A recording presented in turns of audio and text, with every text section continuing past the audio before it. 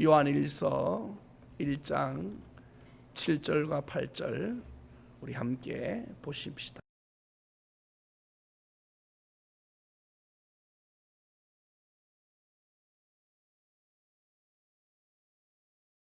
봅시다. 우리에게 주신 계명은 새 계명입니다. 아멘.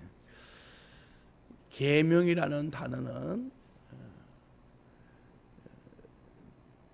법이라는 뜻인데 이것은 지켜도 되고 안 지켜도 되는 그런 선택의 문제가 아니고 반드시 행해야 될 규칙입니다.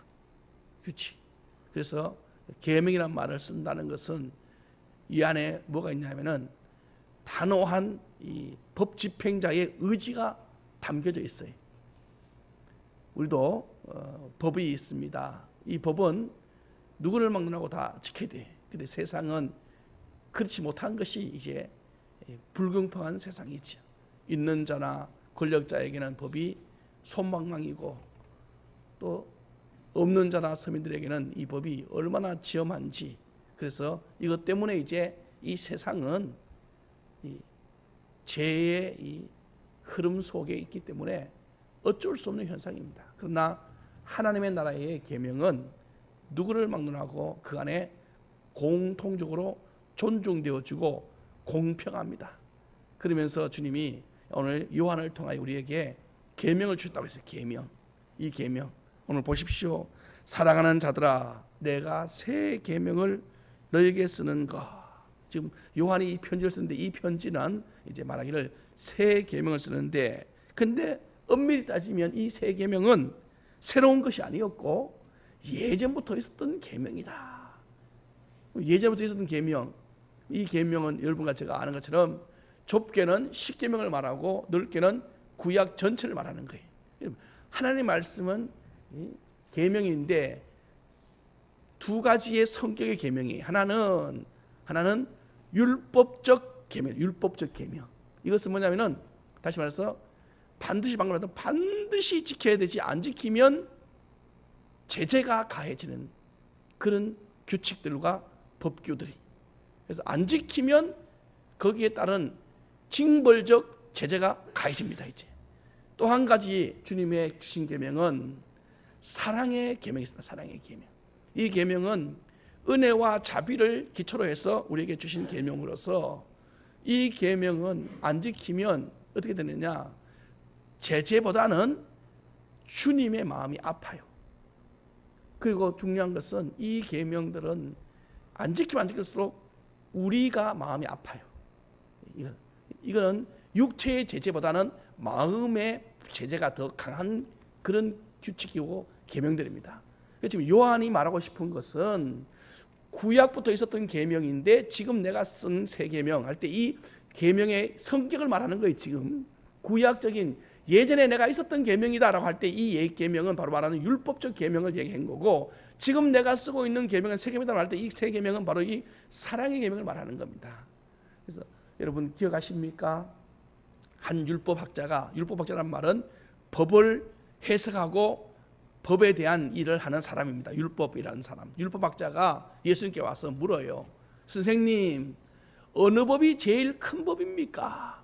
어느 계명이 제일 큰 계명입니까? 왜냐하면 법을 다루는 사람들이니까 어느 계명이 제일 큰 계명인지에 대한 예수님의 생각을 듣고 싶었던 거예요. 물론 그 안에는 예수님을 좀 이렇게 시험하기 위한, 그 사람이 법을 자기 조상들부터 계속 그 법을 다루었으니까 그 법은 바로 구약의 법이었고 십계명이었죠.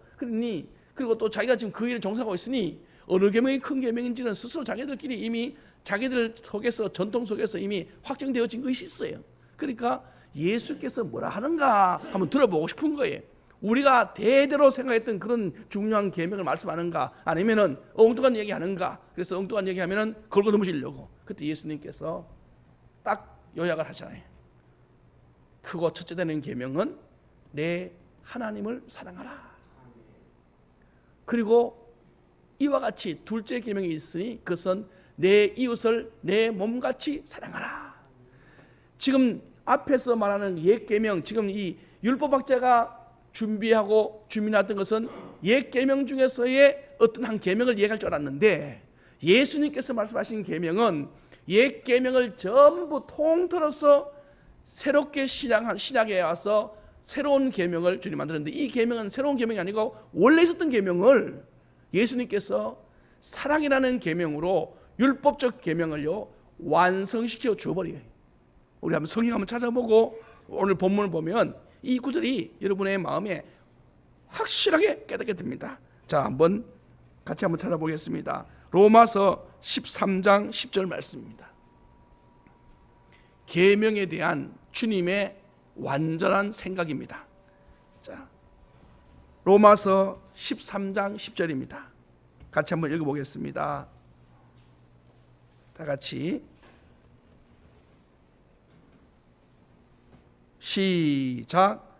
사랑은 이웃에게 악을 행하지 아니하나니 그러므로 사랑은 무엇이라고요? 율법의, 그렇죠. 지금 너희들이 묻고 있는 그 율법적 계명, 그 많은 계명들에 대한 한 줄로 요약해버리면 그건 사랑이다. 사랑이라는 단어 속에 모든 계명이 다 들어가 있어요.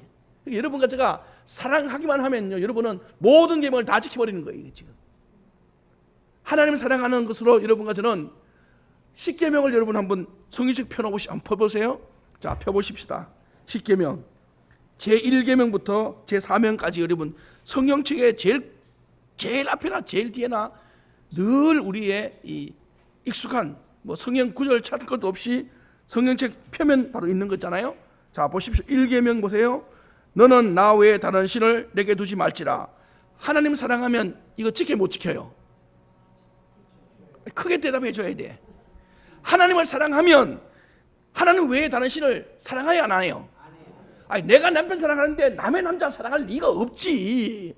내가 아내 사랑하는데 어떤 여자가 와도 사랑 안 하지. 아무리 꼬셔보세요. 내가 진짜 내 아내 사랑하면요, 어떤 세상 여자도요 나한테는요 그냥 여자예요, 여자. 그리고 사랑은 오직 한 사람밖에 없는 거예요. 1계명 보세요. 1계명 사랑이라는 단어, 너가 하나님을 사랑하느냐, 사랑이라는 단어로 1계명은 완전해져 버립니다, 이게. 자, 그럼 2계명 시작. 너를 위하여 새긴 우상을 만들지 말고 또 위로 하늘에 있는 것이나 아래로 땅에 있는 것이나 땅 아래 물속에 있는 것에 어떤 행사도 만들지 말며 그들에게 절하지 말며 그들을 섬기지 말라. 할렐루야. 이 역시도 사랑이라는 단어로 해결해 버립니다. 아니, 사랑하는 사람이 거기 있는데 뭘 다른 걸 만들고 뭘 다른 걸 찾아갑니까? 세 번째 마찬가지입니다. 여호와 이름을 망령되이 부르지 말라. 망령된단 말이냐면 업신여긴다. 사랑하는 사람은 업신여길 리가 없어요. 사랑하지 않으니까 업신여기지. 주님을 사랑하는데 주님의 이름을 욕하게 할 사람이 어디 있냐고요. 네 번째, 안식을 거룩히 지켜라. 안식이 뭐예요? 예수 하나님께 예배드리는 건데, 사랑하는 사람은 그 사랑하는 사람을 위하여 항상 노래를 부르지. 미워하니까 욕을 하는 거지. 사랑해보세요. 항상 그 사람을 위하여 노래 부릅니다. 노래 불러. 그러니 1부터 4계명까지는 하나님의 사랑이라는 단어 속에 다 들어가 있는 거예요. 사랑이라는 단어만 한 가지 가지고 있으면은, 여러분, 우리가 주일 성수 문제도, 하나님 여호와 이름을 망령되는 문제도, 우리가 주님께 드리는 예배와 우리가 드리는 물질이나 우리가 헌신도, 그리고 여러분 앞에 다른 어떤 신들도, 여러분 솔직히 말하면요, 정말 성경대로 말한다면 왜 우리가 그렇지 못하느냐? 하나님보다 다른 걸 더 사랑하기 때문에. 다른 걸 더 사랑하기 때문에 주일날 예배 드리러 오지 않는 것은 하나님 사랑하는 것보다가 세상을 더 사랑하기 때문에. 그리고 여러분과 제가 다른 신을 섬기는 것은 주님보다 다른 것을 더, 그러니까 우리가 알아야 됩니다. 한 가지, 왜 내가 예배 신앙생활에 이 10계명에 1계명 4계명까지 이런 계명들을 우리가 자꾸 어기느냐? 우리 속에 예수 외에 다른 것이 있기 때문에 그런 겁니다. 예수님만 있으면 그가 쓰는 돈의 거의 100%는 아니라도 생활의 모든 초점이 주님 중심으로 물질이 쓰여지고요, 시간도 주님 중심으로 시간이 움직이고요. 할렐루야. 여러분, 어제 우리 함께 봤습니다. 우리 속에 우리 하나님께서 우리에게 은혜를 주시고 믿음을 주시면 우리의 삶이 정도의 길을 가고 그리고 예수 믿는 그 삶이 일상생활과 밀접해지면 다른 사람들이 나에게 예수쟁이라 소리한다 했습니다. 그래 돼버리면 어떻게 되면 아십니까? 그거 인정만 받기 시작하면 세상 모든 일은 그 사람 중심으로 스케줄이 잡아집니다. 이제 여러분 중심으로 세상의 스케줄이 일정이 잡아지는지 내 중심으로 일정이 잡아지는지를 여러분 세상 중심으로 잡아지는지를 여러분 한번 스스로 한번 생각해 보세요.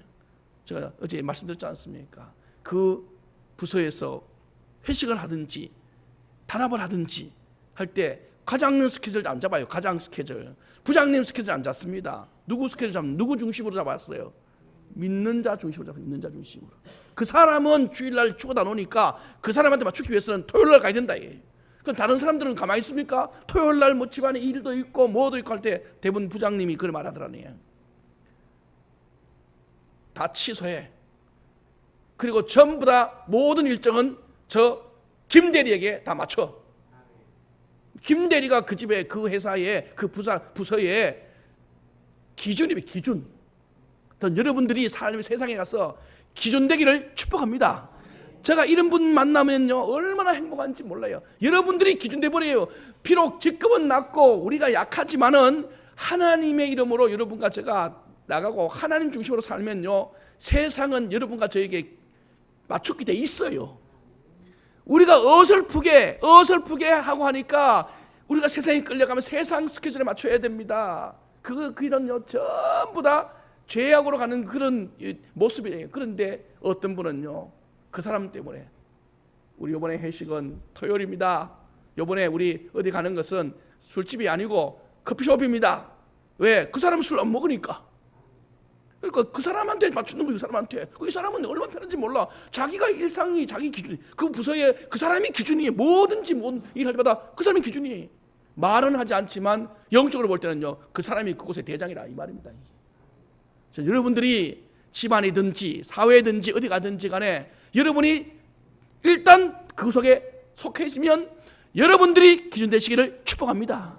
이게 예수쟁이라는 말에 합당한 삶입니다. 이게 예수님이 가시는 곳마다 예수님이 기준이었고요. 신학 가보십시오. 성령을 받은 제자들이 가는 곳마다 그들이 기준이었습니다. 그리고 오늘날 많은 사람들이 십계명 이 부분에도 예수가 기준된 사람은 예수님의 제자들이 기준이었고요. 또 이제 넘어와서 보십시오.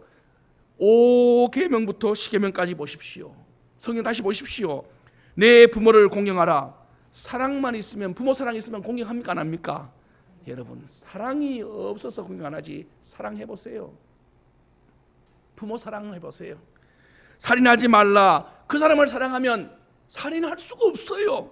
간음하지 말라. 그 사람을 사랑하면 내가 그 사람의 제일 소중한 것들이나 그 사람의 눈물 나는 일들을 내가 할 수 있겠어요? 도둑질도 마찬가지입니다. 그 사람을 좋아하는데 그 사람 걸 왜 훔쳐요? 거짓 증거도 마찬가지고. 보세요. 지금 십계명은 예수님께서 완벽하게 사랑이라는 단어로 완성시켜버린 거예요.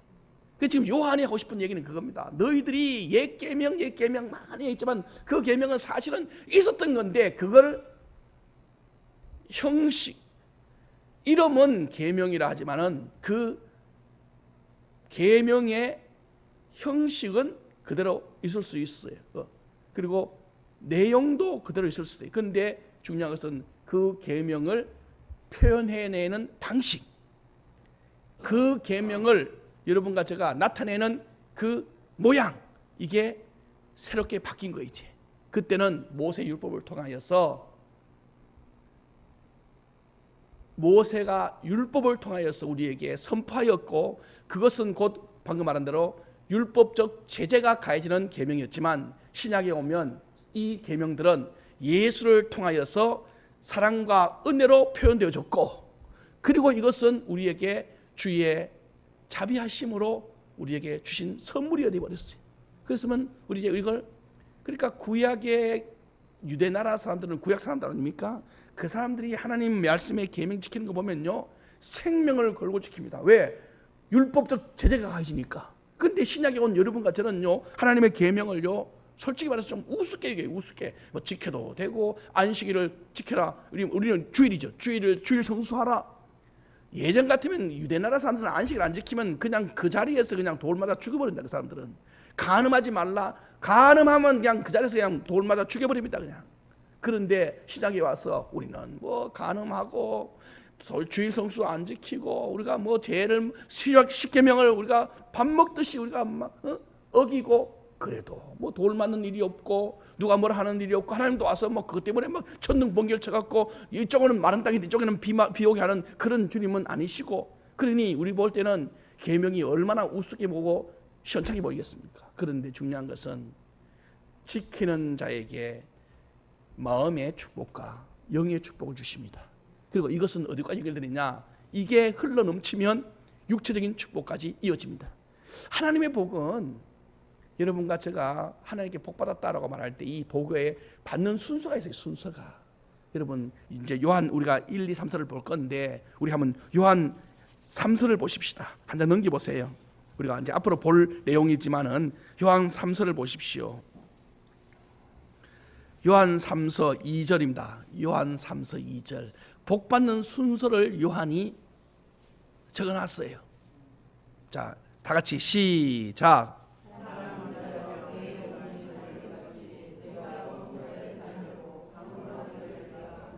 할렐루야. 요한이 뭐라냐면은 내 영혼이 잘됨 같이.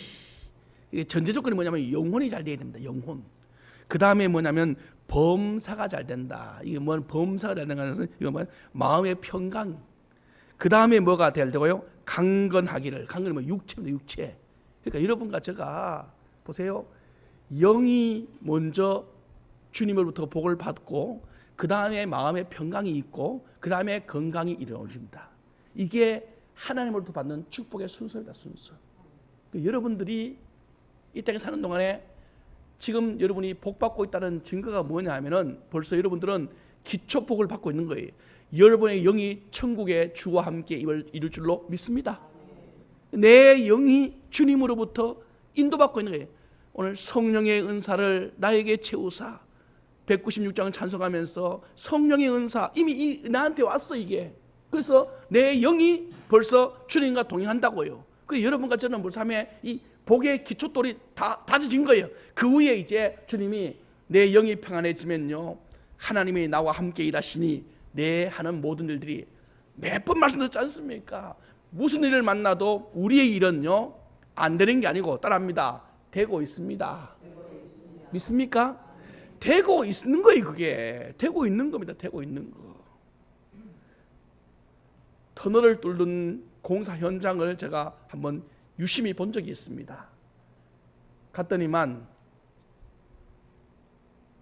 시작할 때 터널을 뚫어가 시작할 때는 우리 눈에 보이는 이제 흙을 치우고 산을 이제 걷어내야 되잖아요. 그런데 이제 시작합니다. 시작하다가 반쯤 가니까 보이지 않던 어마어마한 암반이 나와 버렸어요.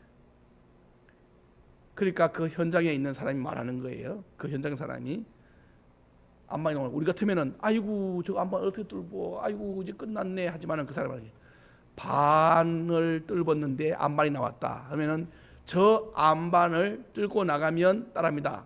통하여질 것이다. 저 암반은 우리가 뚫고 가야 할 길이다. 지금 그 사람이 일 안 했으면 일 처음부터 안 했으면 그 암반 못 만나는 거예요. 근데 암반 만났다는 것은 뭐냐면은 일이 반 됐다 안 됐다? 됐다라는 이유예요. 암반이 있다는 것은 일이 지금 반 됐다라는 뜻입니다.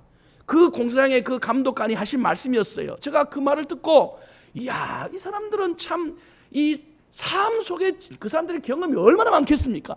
삶 속의 지혜를 이야기하는 거예요. 그때 제가 그 옆에 있었다가 이 소리를 듣는 순간에 성경과 내 말씀이 내 마음에 확 와닿는 게 있었어요. 아, 문제가 생겼다. 없던 문제입니다. 없던 문제. 내가 주의 길 가는 중에 어떤 문제가 딱 생겨. 없었어. 주의 길 가는데 없었단 말이에요. 그러다가 딱 생기면 아하, 따라합시다. 잘 되고 있는 중이구나. 그 사람들은 현상 가지고 얘기했지만 우리는 이걸 보면서 영적으로 이걸 분석해내야 돼요.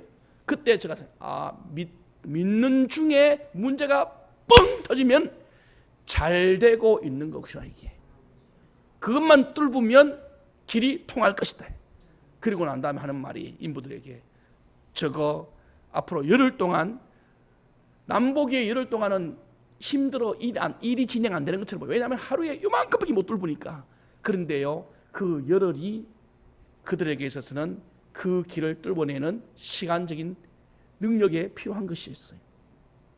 그걸 뚫어내니까 제일 끝에 이제 다 짓고 난 다음에 개통식이라는 거 하죠. 개통식 할 때 이제 관계자들 부르고 이제 좀 복을 좀 같이 나눌 사람들 부르고 하는데, 마침 또 그 현장에 있는 분이 교회에 관계된 분이니까 또 저희들도 같이 가서 테이프를 끊는데요, 그 마지막 감독관이 그렇게 말하는 거예요.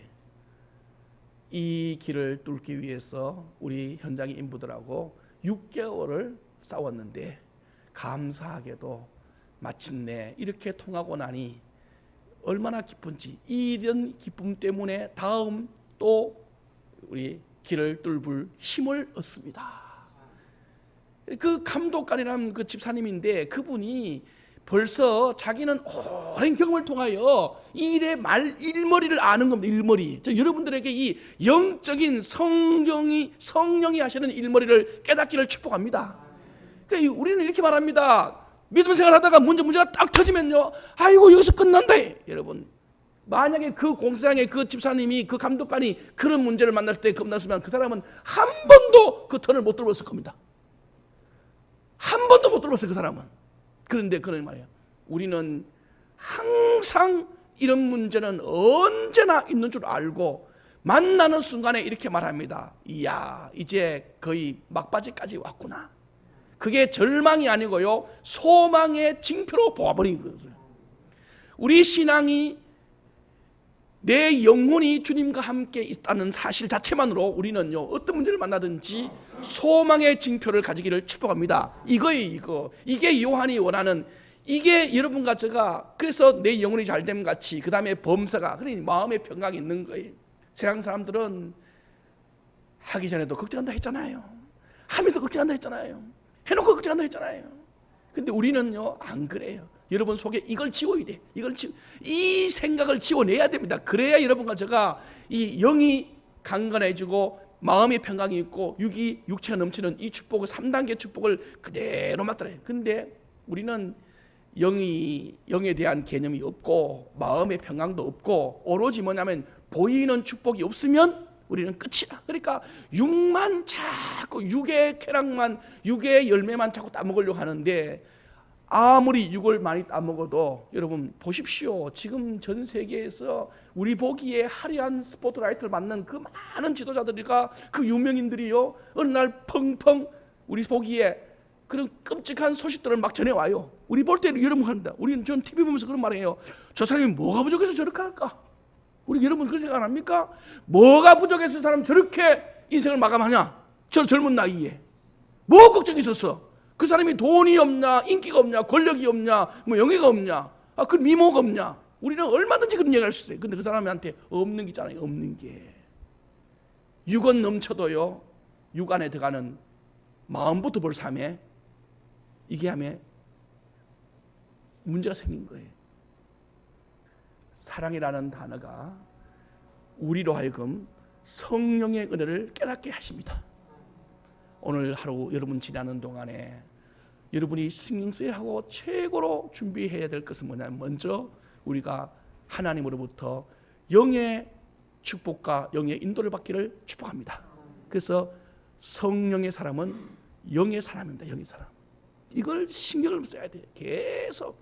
이런 사람은 제가 말했잖아요. 포기도 안 하고 절망도 없고, 물론 한숨도 쉬고요, 눈물도 나고, 넘어지면 아프기도 하고. 그 사람 사람인데 안 그렇겠어요? 제가 말하고 싶은 것은 그런 일시적인 현상이 아니고 그래도 주의 이름으로 일어납니다.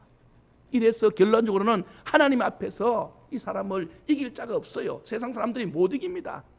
사단 마귀가 욥을 보세요. 그렇게 갖다 집어던지고 온갖 장난질 다 쳐도 욥에 보세요. 욥의 마음에 뭐가 있습니까? 이미 하나님의 영이 꽉 차 있는 사람이라.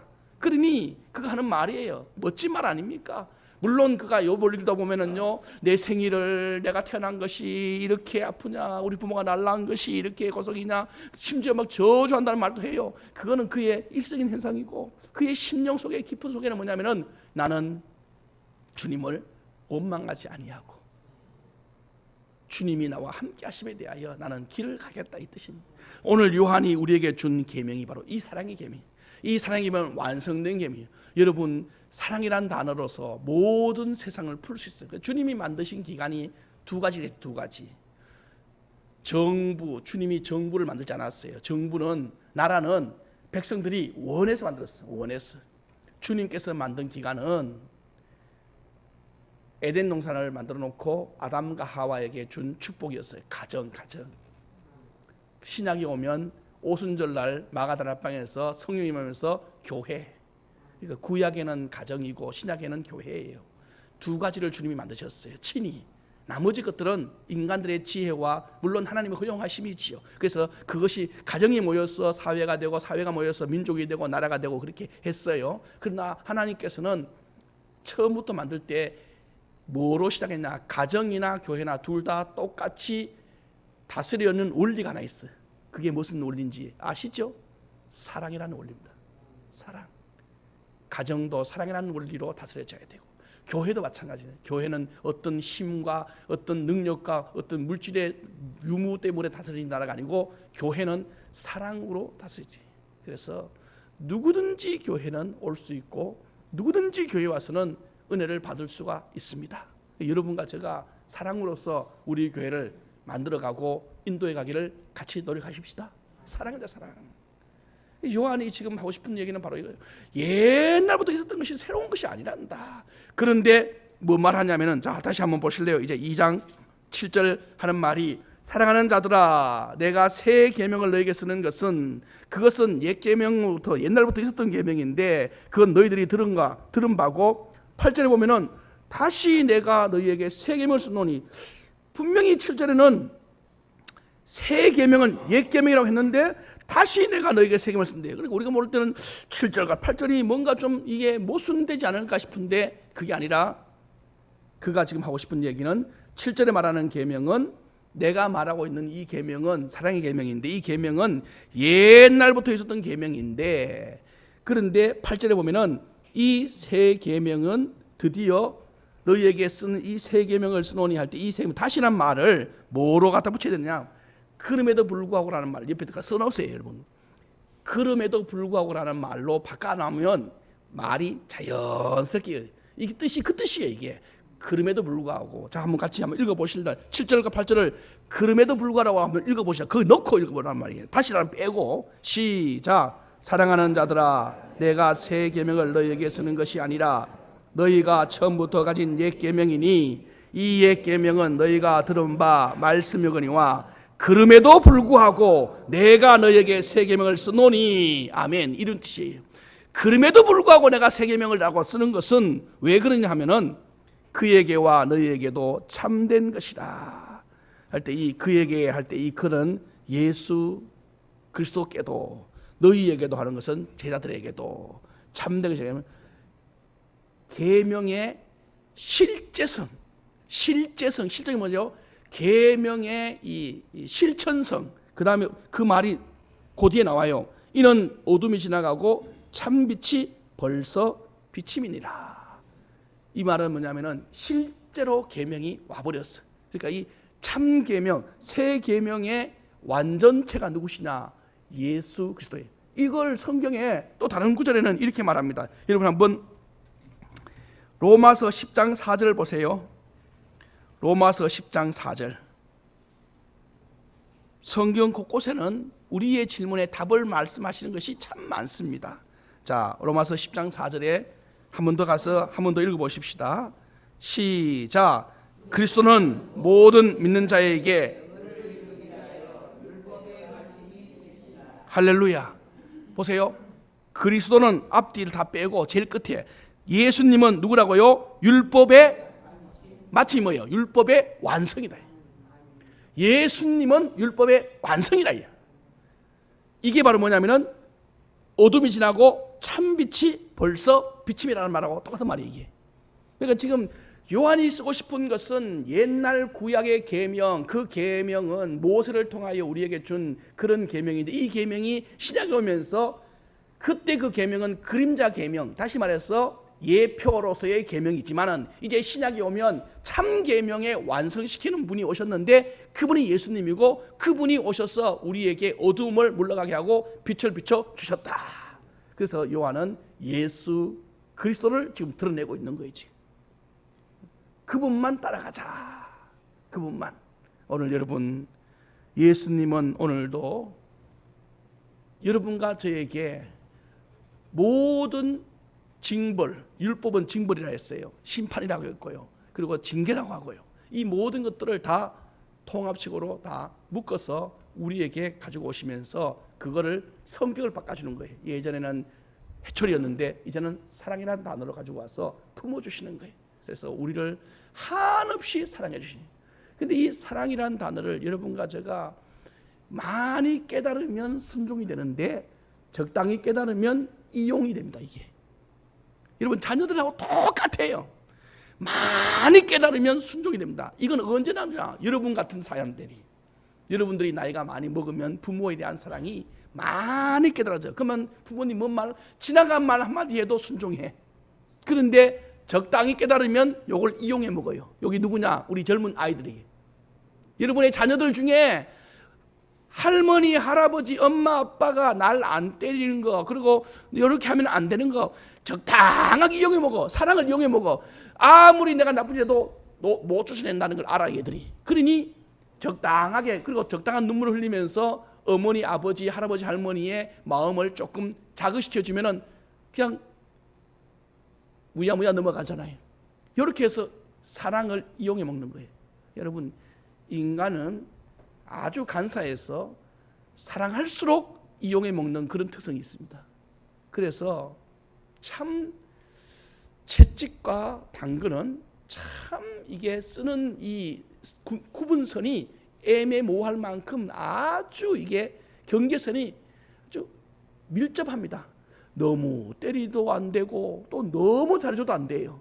여러분, 너무 잘해주면요 질서가 무너지는 거 알지요? 너무 잘해줘 보세요. 사람이 싫어서 보입니다. 그리고 그 사람을 너무 잘해주니까 바보 취급해버려요. 이게 참, 이게 경계선은, 제가 이렇게 우리 성도님들도 보고 저 삶도 보고 또 책을 통해서 선배들의 그 인생들을 보면서도 이걸, 그러니까 제일 좋은 방법은 뭐냐 하면은 사랑하는 사람에게는 더 엄격하게 여러분과 제가 순종해야 되는 것이 맞는 겁니다. 그게. 그런데 우리는 못된 사람한테는 순종하고 부드럽고 사랑하는 사람한테는 무시하는 경향이 우리에게 있어요. 좀 까칠해야 그 사람 뭔 말하면은 아이쿠, 왜? 징계라는 단어가 그 속에 붙어 있거든. 근데 사랑하는 사람한테는 아무리 해도 별로 나한테 징계가 안 오니까 무시해버려요. 그러니 맨날 다가는 사람은 바로 이런 부드러운 사람이에요. 그래서 사람들이 농담 삼아 목사님들께 하는 얘기가 있어요. 큰 교회 성도들이 많이 모이고 교회를 지으려면 좀 까칠한 목사가 돼야 된대. 그래서 성도들한테 막 한 번씩 그냥 윽박도 지르고 그렇게 해야 무서워서 마지 못해서 뭘 한대. 그래야 교회가 커진. 농담 삼아 합니다. 농담 삼아.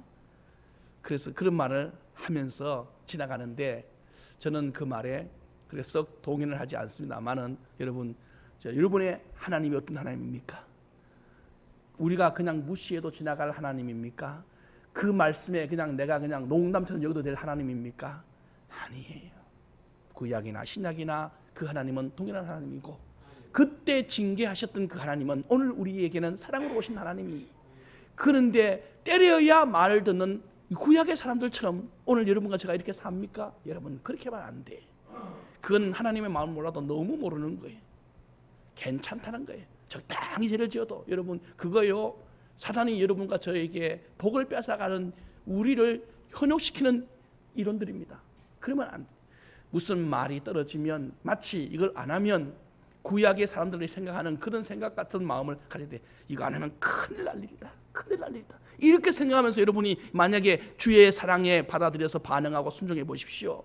이런 분이야말로 하나님이 최고로 그러니까 채찍 들기 전에 말씀으로 깨닫는 자가 제일 큰 복이 있는 사람입니다. 이게 지금 하나님의 참빛이 왔어요, 예수님으로. 그런데 이 사람들은 그 예수님의 그 참빛에 대하여 그들은 무시하는 거예요. 만약에 구약의 왕으로 오셔갖고요 해줄 들고 칼 들고 왔으면요 그 사람들은 전부 다 그 앞에 엎드릴 거예요. 아이고, 왕이 오셨습니까? 그런데 예수님이, 진짜 예수님께서 오셨는데 그분이 오실 때 뭘 들고 왔어요? 칼이나 무기 들고 온 게 아니에요.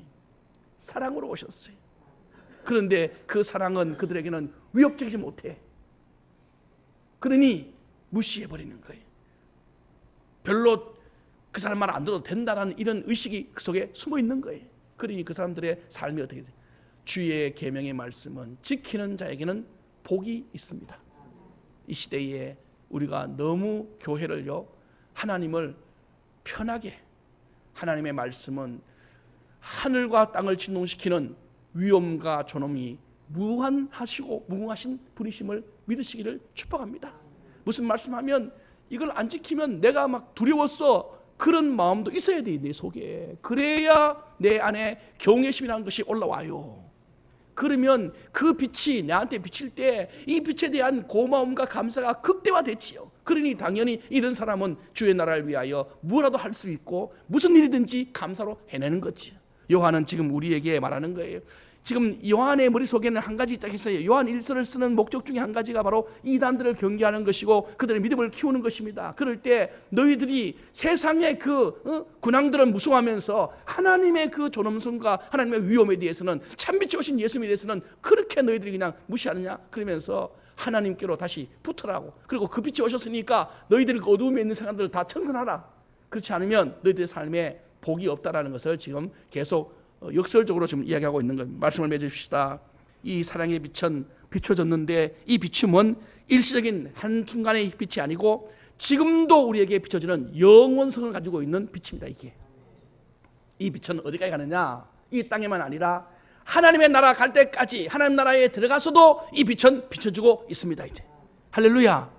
여러분과 제가 오늘 따라가야 할 빛은 바로 이런 빛입니다. 이런 빛. 이 세상에서만 있는 빛이 아니라 이 세상 넘어서, 죽음 넘어서 천국까지 이르는 그 빛. 그 빛이 오늘 2장 8절에 우리에게 비추고 있다고 하니 그 빛을 따라서 사는 자가 바로 바른 길 가는 자가 되고 그 길이 바로 복된 길이 될 줄로 믿습니다. 따라합시다. 주여, 오늘도 주님의 빛을 따라 사랑으로 살게 하소서. 아멘.